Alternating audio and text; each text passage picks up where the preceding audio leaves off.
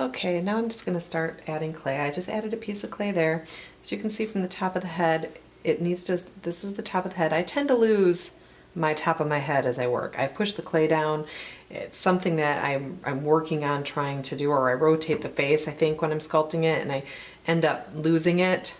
So I'm really trying hard, especially for this video, to not let that happen. So we're keeping the forehead low. This is going to create my brow bone area and to blend into the forehead. Again, well, I don't think I've even said this, but I'm saying it now. There's no one way to do this. This is my way. This is how I've developed for myself.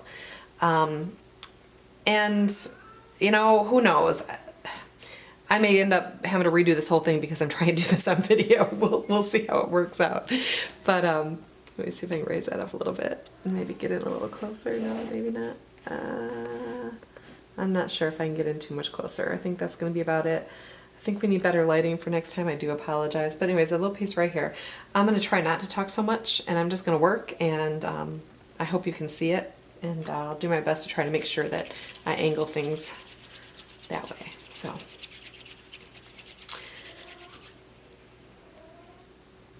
Listen to the pleasant sound of my cat in heat. I could hear her just a second ago. You might hear a toddler scream from time to time too. But right now all I hear is Monet.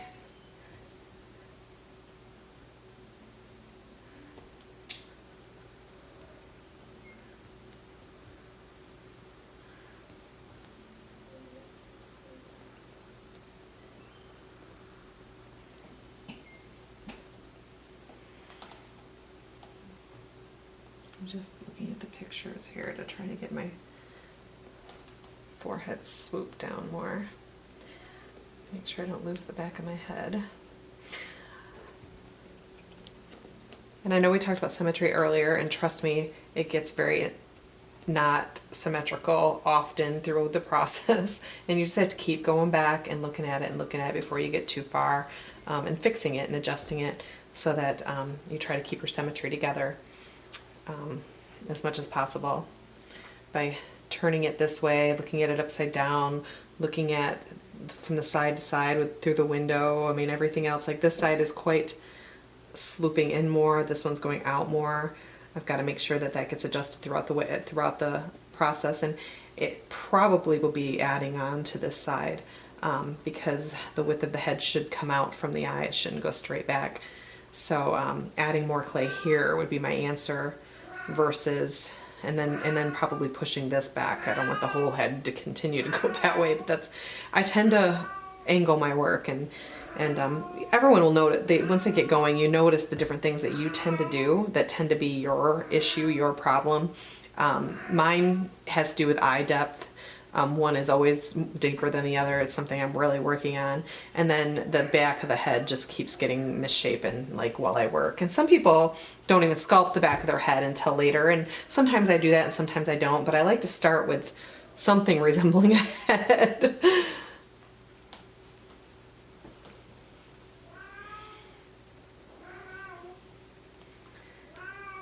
So I'm just going to add a little more to this side. I don't have an exact science for this, guys. I'm sorry to disappoint you if you were looking for a video that says do this, do this, do this. This really is more of a hey, watch me work video and if you learn something great, than a true tutorial. I don't know if I could do a true tutorial just because I don't do things the same way all the time, and depending on the image that I'm sculpting or the design I'm doing, it can vary greatly. Heck, sometimes I don't know, sometimes I sculpt right over an old head. If I've already molded it and I have the great shape at the back of the head, I'll just sculpt a new face on it because it saves me so much work. And you know, they're just sitting there, and a lot of them, you know, I'm only going to do so many in the edition anyway, so I wouldn't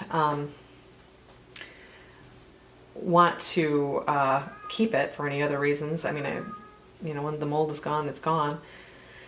So I can use some of the work I've already done and create a new face. We call that working smarter, not harder. And sometimes it pays off. Other times, you know, you look at a sculpt and you go, oh man, I really liked I really like the eyes on this one. I wish I would have done the lips like this. And, you know, you've already molded it, you've already casted it, you've already had some cute dolls made with it, whatever.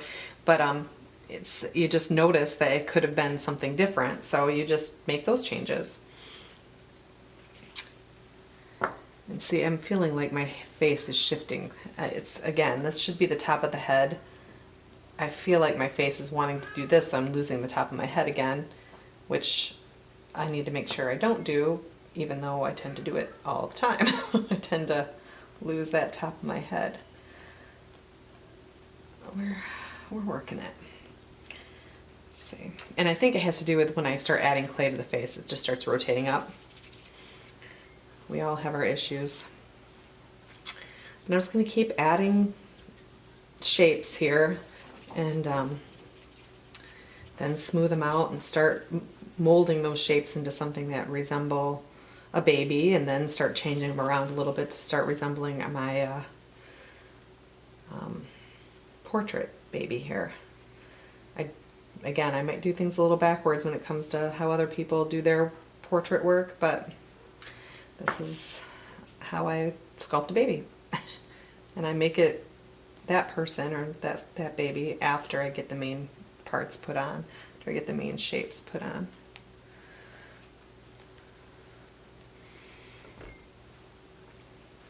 I would smooth more in between, and I probably should, even though I'm videoing. I just don't know how long this video is going to be, or how much I'm actually going to be able to show. But we'll see. I'm not a... some people weigh every piece of clay they use. Like if I used 2 ounces of clay on this cheek, I'm going to make sure I put 2 ounces of clay on this cheek. They literally weigh their clay, they measure everything, and I'm an eyeballer. I just kind of, everything's what I can see and feel. I'm not mathematical at all. I'm not calculated in any of my moves. I just work, and this is just what I do. And sometimes I'm sure if I did it the other way, it'd probably be easier. Some things might be smarter, not harder. But I don't know if it'd feel as artsy to me if I was following some type of a recipe every time. I like having the freedom to do each step how I'm feeling like doing it at the time. And right now, I hope you guys can see we got some cheeks, some nose, rough eyes. Again, all this stuff will probably change once I smooth it all back out and reshape the face. It will change a lot, because right now it looks like a Muppet or something. It looks like a burn victim Muppet, and that wasn't meant to be rude by any way, shape, or form. I've worked with some burn victims, and it's quite tragic. But just saying, it looks like a Muppet that's been in a fire. Yeah. This little guy's got quite the little pointy chin, which I love to death. It's super duper cute.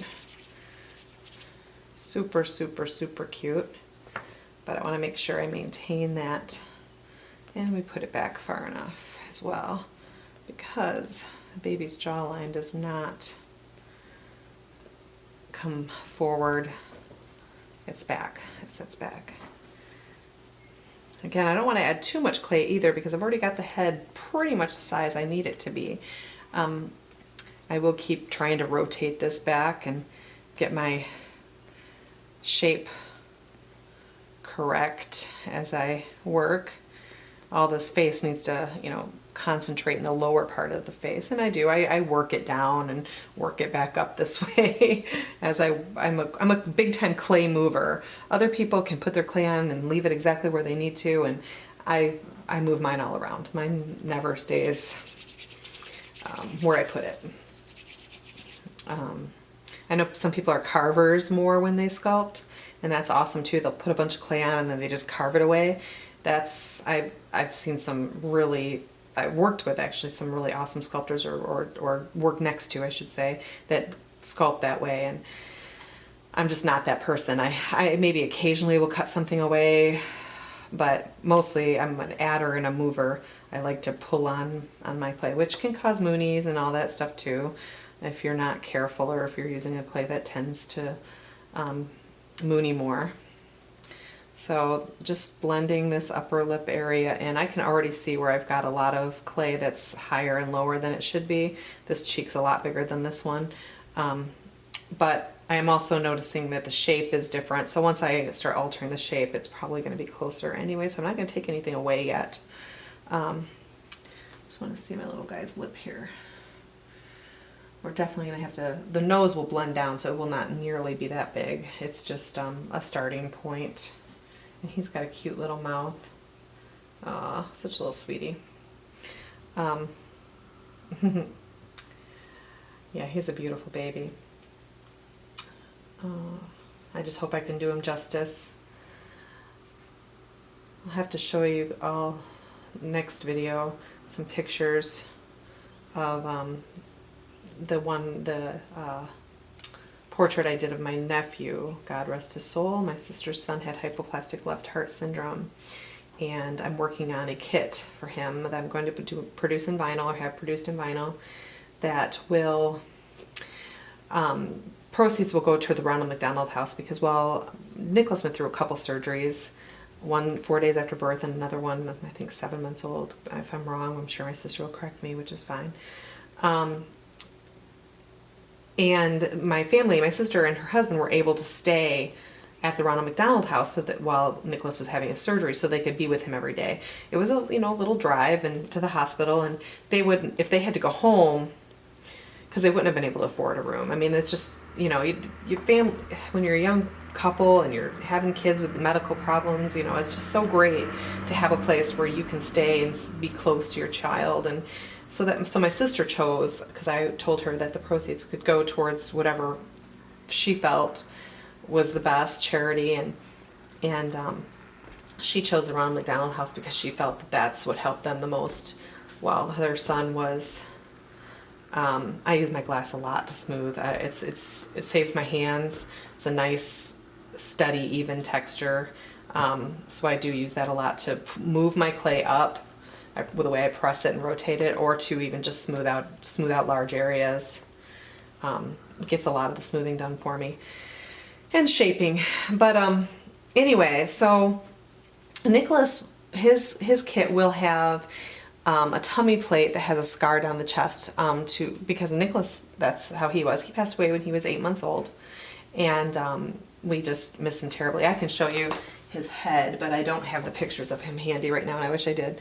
But this is my Nicholas head. It's still very rough. It still needs a lot of sanding, but it looks very, very, very much like my nephew. And when he's done in vinyl, like I said, proceeds will go towards helping families out with helping them stay at the Ronald McDonald House, helping fund that. And but he will come with a chest plate that does have the scar from the heart surgeries.